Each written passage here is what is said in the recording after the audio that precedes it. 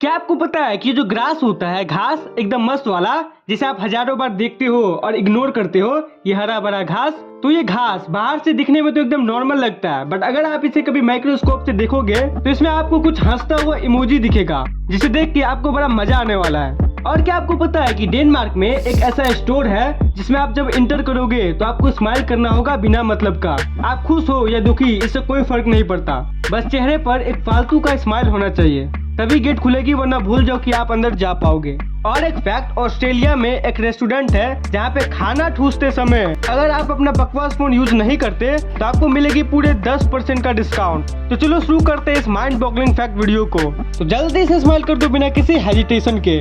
Next, क्या आपको पता है कि आप हमेशा से मधुमक्खियों को हल्के में लेते आए हो? आपको पता है कि अगर इस दुनिया में मधुमक्खियां नहीं होगी तो पूरी दुनिया खत्म हो जाएगा। अब आप कहोगे कि ये क्या भौंक रहे हो, पागल हो, मधुमक्खियां नहीं रहेगी तो दुनिया खत्म हो जाएगी क्या? तो ये ऐसे संभव है कि ये जो मधुमक्खियां होती है, हनी बीज, ये पोलिनेशन करती है। पोलिनेशन पार्टिकल्स का मूवमेंट करते हैं इधर से उधर, और तभी फ्रूट्स बन पाते हैं और इतने सारे क्रॉप्स इतने हेल्दी तरीके से जन्म ले पाते हैं। तो अगर ये ना रहे तो इंसान का जो फूड प्रोडक्शन है वो बहुत कम हो जाएगा।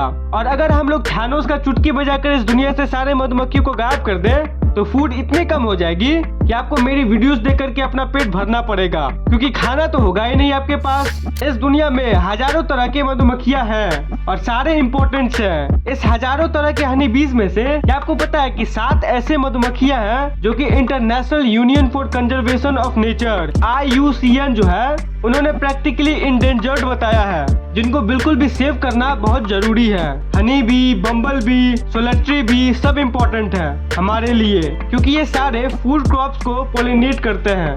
नेक्स्ट, क्या आपको पता है कि माउंट एवरेस्ट का जो पीक है ना, वो पीक आज से करीब 400 मिलियन साल पहले समुद्र में डूबी हुई थी, क्योंकि माउंट एवरेस्ट के टॉप पे कुछ ऐसे चीजें पाई जाती है, कुछ ऐसे लाइमस्टोन पाए जाते हैं, जिससे साइंटिस्टों को ये पता चलता है कि ये सबमर्ज था एक बार समुद्र के गहराइयों में, क्योंकि वैसे लाइमस्टोन सिर्फ नीचे ही मौजूद होते हैं।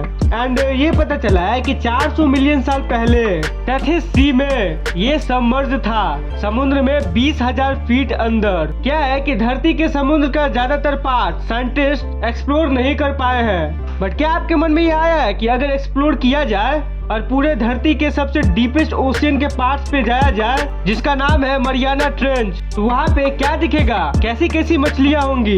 तो एक्चुअल में कुछ साइंटिस्ट एक्सप्लोर किए हैं एंड उसी का मिस्टीरियस डेटा अभी मैं आपको शेयर करने वाला हूँ। आप इमेजिन करो कि आप दुनिया के सबसे मजबूत सबमरीन में हो और आप चल दिए दुनिया के सबसे डीपेस्ट पॉइंट की ओर, तो थोड़ी दूर अंदर जाओगे तब आपको एक यूनिक सा ऑक्टोपस दिखेगा, जिसे डोम्बो ऑक्टोपस कहते हैं। आप वहाँ पे इसे हाई बोलकर और नीचे चले जाना, फिर 9,800 मीटर अंदर जाने पर आपको ये दिखेगा मरियानास ट्रेंच पे। और ये ऐसे क्रिएचर्स होते हैं कि ये जो मछलियों को खाते हैं उसे एक बार में ही निकल जाते हैं। तो आप इसे भी हाई बोल देना, समझेगा तो नहीं लेकिन फिर भी।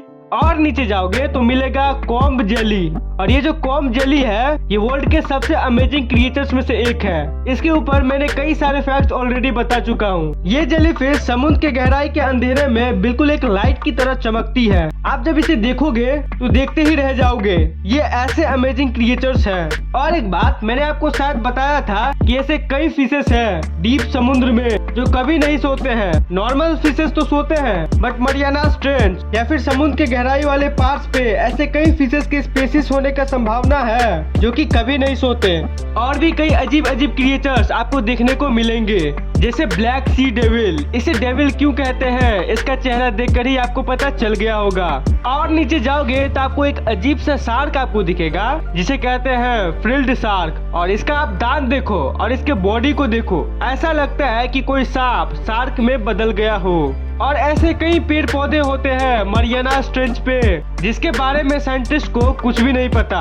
और भी ऐसे हजारों लाखों करोड़ों टाइप के फिशेस होंगे जिसके बारे में हम कुछ भी नहीं जानते हैं। और आप सोच रहे होंगे क्यों नहीं जानते हैं हम लोग, साइंस तो इतना आगे पहुंच गया है ना। वो इसलिए क्योंकि इस पार्ट में सबमरीन के अंदर आप बैठोगे तो वो बहुत ज्यादा प्रेशर में रहता है, अपने ऊपर ह्यूज वाटर के वेट के चलते। अभी तक ऐसा कोई सबमरीन नहीं बना जो समुद्र के पूरे डीप तक जा सके, और इसमें खर्चा भी बहुत होता है। यही रीजन है कि वहाँ तक जाने के बारे में कोई नहीं सोचता।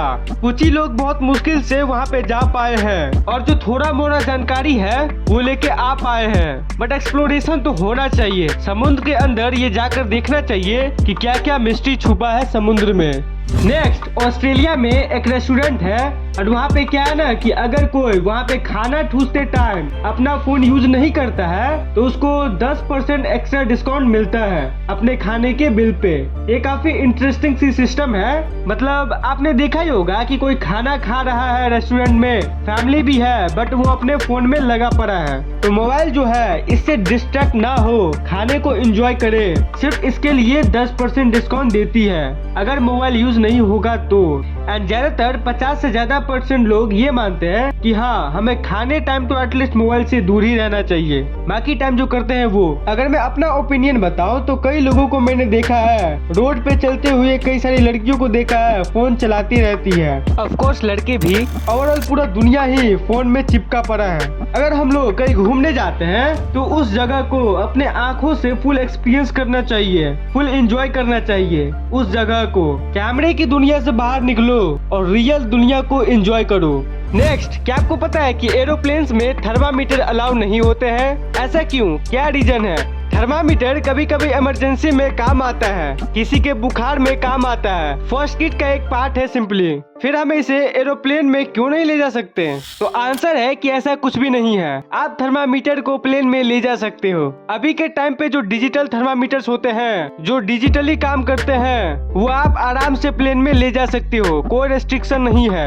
बट जो पहले वाला थर्मामीटर होता था उसमें ना पारा यानी मरकरी थर्मामीटर में होता था, इसलिए जो रेस्ट्रिक्शन वाली बात है ना प्लेन में, वो सिर्फ और सिर्फ पुराने वाले थर्मामीटर के लिए होता था जिसमें पारा होता है। अभी के थर्मामीटर को आप प्लेन में ले जा सकते हो। पुराने वाले में रेस्ट्रिक्शन इसलिए था क्योंकि इसमें पारा यानी मरकरी होता था और प्लेन का बॉडी एल्युमिनियम से बना होता है, और जब पारा यानी मरकरी एल्युमिनियम के कांटेक्ट में आता है तो एक केमिकल रिएक्शन होता है जिससे पूरा प्लेन का बॉडी जो एल्युमिनियम का है वो खोखला बन जाएगा, फिर होगी तबाही। नेक्स्ट, घास जो है ग्रास, वो बाहर आपने हजारों बार देखा होगा और इग्नोर भी किया होगा, बट क्या आपने कभी उस पे ध्यान से देखा है? ग्रास देखने में बाहर तो नॉर्मल लगता है, बट अगर हम उसे इलेक्ट्रॉन माइक्रोस्कोप से देखें जो कि ग्रास को 1000 गुना बड़ा करके दिखाता है, तब एक रहस्यमय सी चेंज आती है। घास जो है उसमें आपको ऐसे चेहरे नजर आने लगते हैं, कुछ क्रीपी से चेहरे,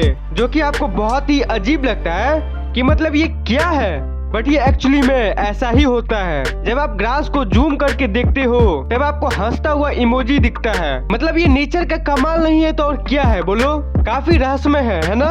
ऐसा लग रहा है कि वो हंस रहे हैं, स्माइल कर रहे हैं। क्या आपने कभी बालों का जो जू होते हैं उनका मैग्नीफाइड इमेज देखा है? वो कुछ ऐसा दिखता है मैग्नीफाइड में। अगर आप केले को देखते हो तो वो आपको कुछ ऐसा दिखता है, एकदम अजीब। अगर आपके दांत पर जमे हुए कुछ जो वो फ्लॉस होते हैं, उससे दांत साफ करने के बाद वो जो फ्लॉस में लगा रहता है वो दांत की गंदगी, वो ऐसा दिखता है। मैं आपको हजारों ऐसे इमेजेस दिखा दूं, पर सही में पूरे दुनिया में ये जो ग्रास है ना घास, इससे ज्यादा कोई किसी इमेज से इमेज नहीं होता है, क्योंकि ग्रास रियली में एक ऐसी चीज है जो कि नेचर आपको हंसता हुआ दिखाता है। ऐसे ही वीडियो देखने के लिए चैनल को जरूर सब्सक्राइब कर लेना और वीडियो को लाइक जरूर कर देना। तो मिलता हूँ किसी नेक्स्ट इंटरेस्टिंग वीडियो में, तब तक के लिए बाय बाय।